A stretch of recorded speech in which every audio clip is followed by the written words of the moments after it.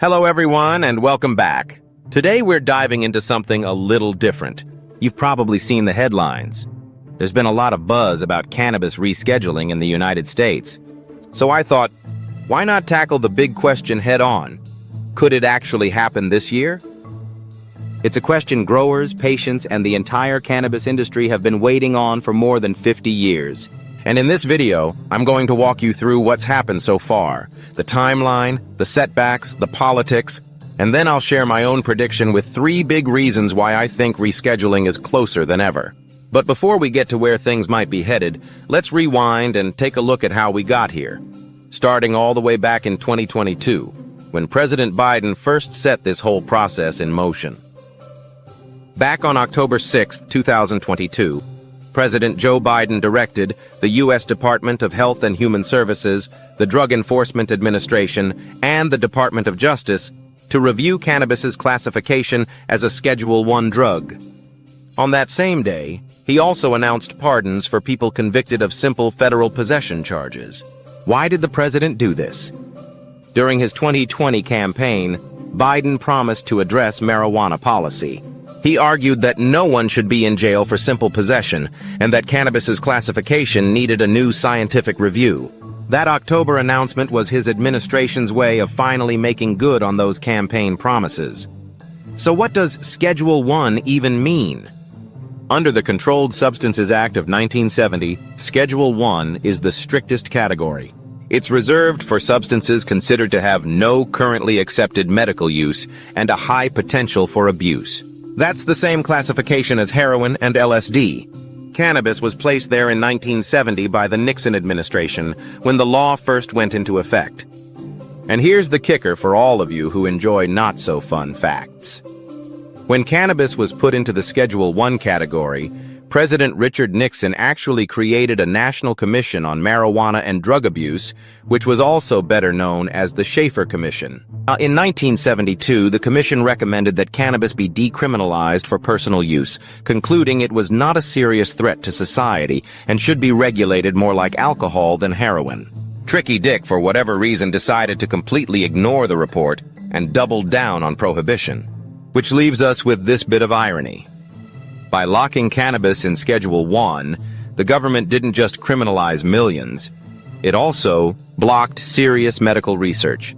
Which makes you wonder, how exactly was more research supposed to be done if the federal government restricted it and punished anyone who tried? Now, fast forward to August 2023. The Department of Health and Human Services finished its scientific review and officially recommended moving cannabis to Schedule III, ultimately recognizing accepted medical uses and lower abuse potential compared to Schedules I and II. From there, the process shifted to the Department of Justice and the DEA. Then on May 16, 2024, the DOJ submitted a proposed rule to reschedule cannabis. By May 21st, it was published in the Federal Register, thus kicking off a 60-day public comment period. And people responded. Over 42,000 comments were filed, with about 70% urging the DEA to go further, not just calling for rescheduling, but full-on decriminalization. After that, the DEA announced that formal administrative hearings would begin on January 21, 2025, overseen by Chief Administrative Law Judge John J. Mulrooney. This was supposed to be the moment when evidence and testimony would finally get their day. But then came the twist. Just days before the hearings, on January 13, 2025, rescheduling proponents accused the DEA of having improper ex parte communications, which were basically secret off-the-record talks, with anti-rescheduling groups like Smart Approaches to Marijuana and the Tennessee Bureau of Investigation. The judge didn't like that at all. He called it unprecedented and arrogant and said it threatened the fairness of the entire hearing. Instead of plowing ahead, he granted an interlocutory appeal which basically hit a pause on the whole process so these issues could be cleared up first. As of now, it's still on hold, with no date in sight. And then the delays piled up. In July 2025, Judge Mulrooney retired, further stalling the case. Around the same time, President Trump's nominee Terrence Terry Cole was confirmed as the new DEA administrator, which means the decision now rests squarely on his desk. And that's where we stand today. The DEA case remains paused, but the Trump administration has publicly said it's looking at reclassification and that a decision could come in the next few weeks. So that's where things stand today. Years of reviews, delays, and political wrangling, and now all eyes are on the DEA and the president to make the final call. Which brings us to the big question everyone's asking. What happens next? Well, here's my take, and something I have been betting on since I entered the industry. I believe cannabis will be rescheduled to Schedule 3, and sooner rather than later. And I don't say that lightly. I've got 3 clear reasons why the timing, the politics, and the public mood all point in that direction. Let's break them down together. First, let's look at the numbers. Poll after poll shows that the American people are overwhelmingly in favor of cannabis reform. Gallup reports that about 70% of Americans support full legalization, and Pew Research shows that nearly 88% support legal cannabis for either medical or recreational use. That's not a slim majority. That's a generational shift. And here's what really stands out. This support isn't just in progressive states. Even in some of the most conservative parts of the country, voters have embraced cannabis reform. In Florida, for example, nearly 71% of voters approved medical cannabis back in 2016. That's about as red a state as it gets, and the measure passed by a landslide. And as recently as 2024, 55.9% of Floridians voted in favor of marijuana legalization. In Missouri, a state Trump carried by double digits, voters passed medical cannabis laws in 2018 and even went a step further by approving recreational cannabis in 2022. And even in deep red Texas, access to medical cannabis passed in 2015, and even they expanded their program in 2019, 2021, and 2025. Furthermore, surveys show that nearly 60% support legalizing cannabis. When you see numbers like that, you realize this isn't a partisan issue anymore.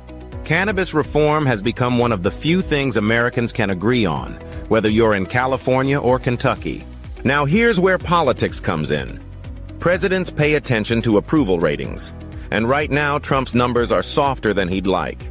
To put it in perspective, past presidents who hit historic lows included Harry Truman at 22% in 1952, Richard Nixon at 24% during Watergate, George W. Bush at 25% in 2008, and Jimmy Carter in the high 20s during the late 1970s. Trump hasn't fallen quite that low, but recent surveys place him in the high 30s to low 40s, which at this point in his term is not great. Furthermore, if there's one thing Donald Trump loves, it's polls and ratings. He's mentioned those words in speeches and interviews countless times over the years. So, when you combine weak approval numbers with an issue that enjoys nearly 70 to 90% public support, it creates a powerful incentive. Rescheduling becomes a relatively easy way for Trump to claim a political win that resonates across party lines. Next, think about the headlines. If Trump signs off on rescheduling, he would be the first president in American history to move cannabis out of Schedule 1. No one else has done it. Not Nixon or Reagan, not Bush or Carter, and definitely not Biden. That alone guarantees splashy headlines across mainstream outlets. And the media wouldn't just cover it as a procedural change. They'd frame it as the end of a chapter in U.S. history, ending over 54 years of Schedule 1 status since the Controlled Substances Act of 1970. Or if you go back further, undoing 88 years of prohibition-style federal policy since the 1937 Marijuana Tax Act under the administration of Franklin D. Roosevelt. And what would those headlines say?